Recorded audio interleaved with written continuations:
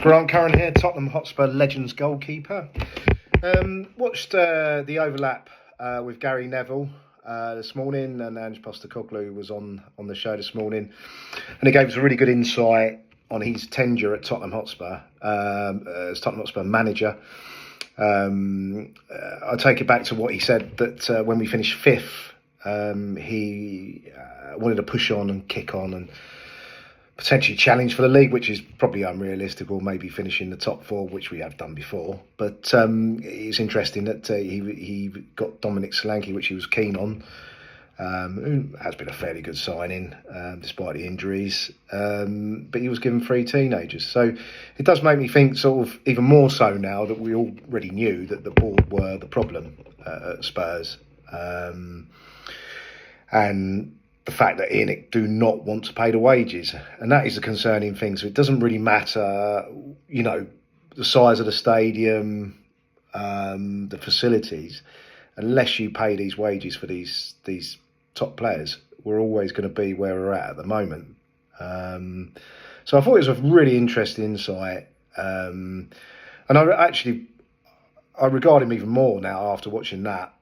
He's a legend in my eyes anyway for finally winning us a trophy, but having watching that and the genuine honesty that the way he was talking in regards to the fact that he knew he was going in March 2025 when they were in the quarterfinals of the Europa League, and he sat there and he said that with his team that we could go on and win this tournament, even though that he was unlikely going to be there the following season, because he was saying that there was no chat about transfers or etc., which he found a little bit odd. So he pinned all his hopes into winning the Europa League for Spurs, which he done, and he was prepared to put the crash helmet on and take the flak for the defeats that were coming in the league. So really and honestly and truthfully, I have so much regard and respect for Ange. The job that he done, his hands were tied.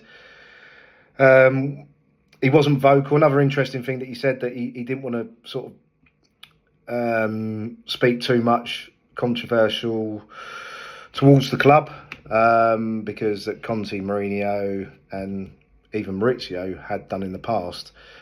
So he kept it to himself, which again I thought was very respectful.